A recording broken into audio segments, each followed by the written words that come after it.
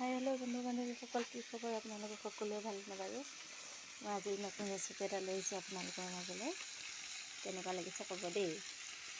এইটো পিঁয়াজ লৈছোঁ কাটি, দুটা জলকীয়া, পিঁয়াজ আৰু বিলাহী ভাজি আছোঁ। 3টা বিলাহী লৈছোঁ,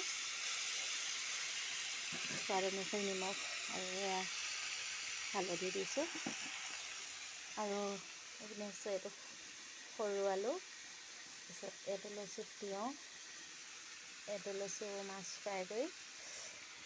আপোনালোকে এই বস্তুটো খাই পাইছেনে জনাব দেই। কাৰণে অৱশ্যে বিলাহীখিনি বৰকৈ ভাজিব নালাগে, বাকী বস্তুখিনিৰ লগত বিলাহী দি দিছোঁ। মই আলু তিয়ঁহ এইখিনি দি দিছোঁ। কেৰাহী দি ধুনীয়াকৈ লৰাই ল'ম।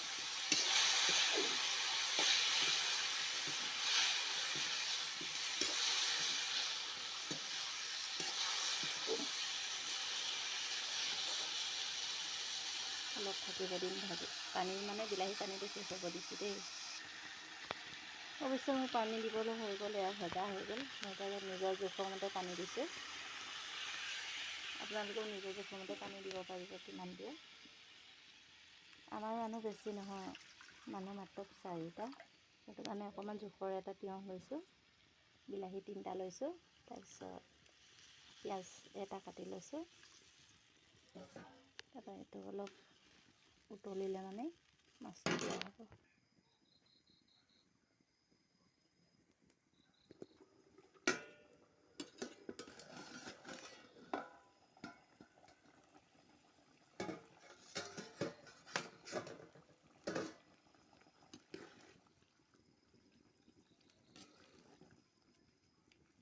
ইতিমধ্যে মোৰ মাছ দিবলৈ হৈ গৈছে গাইছ।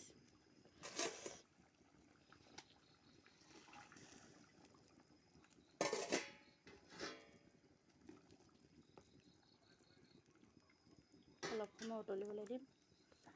ইতিমধ্যে গাইছ মোৰ হ'বলৈ হৈছে। দেখিছেনে, এয়া আদা নহৰু খুন্দি থোৱা আছে, তাকে অকণমান দি দিম। আমাৰ ঘৰত বৰকৈ মছলা মই ব্যৱহাৰ নকৰোঁ।